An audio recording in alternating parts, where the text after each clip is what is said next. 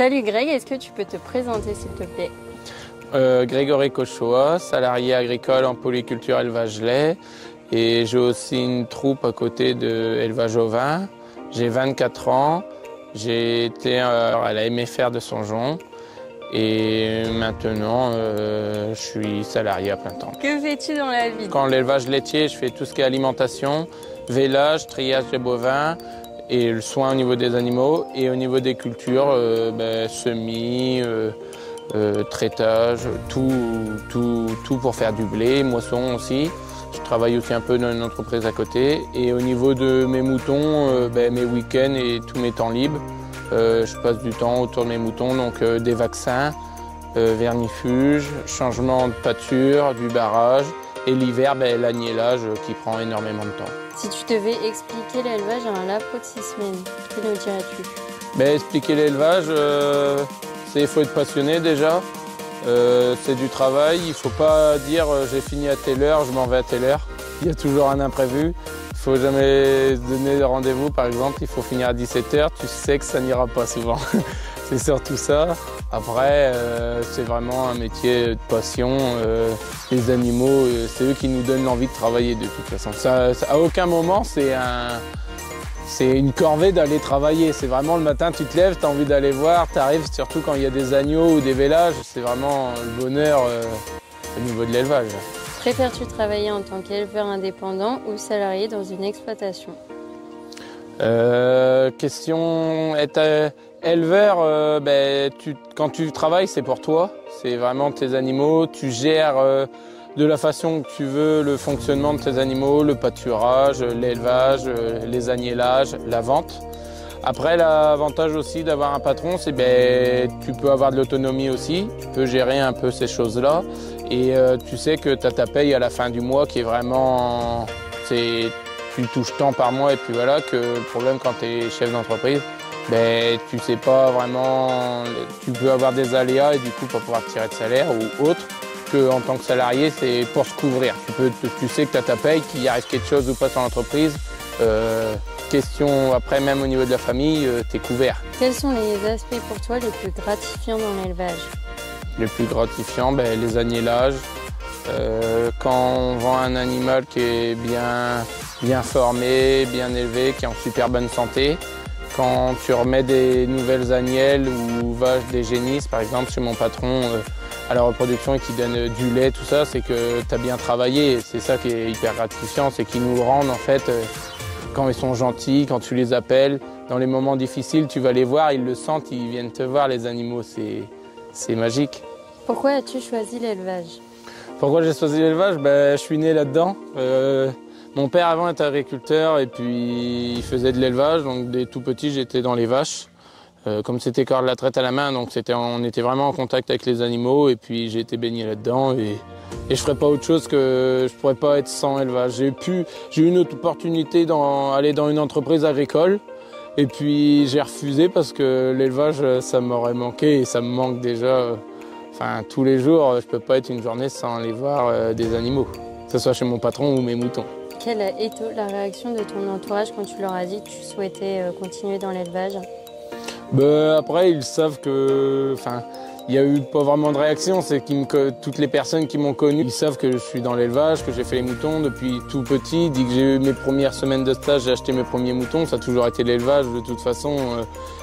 La personne, elle me suit ou elle me suit pas, c'est l'élevage de toute façon avant tout. Donc, dont ma copine, ça a été un peu compliqué, mais ainsi fait.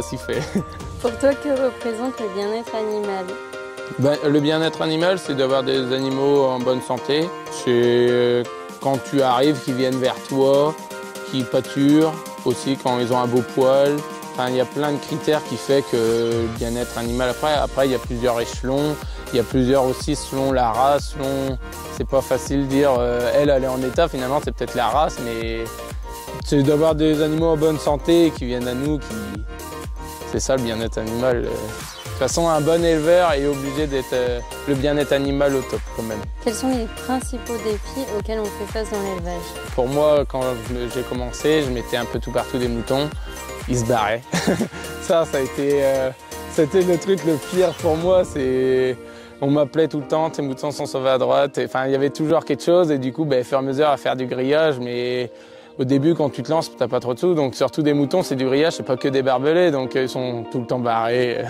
Donc ça a été le plus gros défi pour moi, ça a été ça. Maintenant, c'est mieux, mais donc j'appelais souvent les copains, tu peux pas aller là-bas, je suis occupé. Donc ça a été ça le plus gros défi en fait, je pense. Après, dans l'élevage, d'avoir du temps disponible. Mais après, quand tu y es, tu arrives à agir au bon moment, donc c'est pas vraiment un défi, ça va tout seul du coup.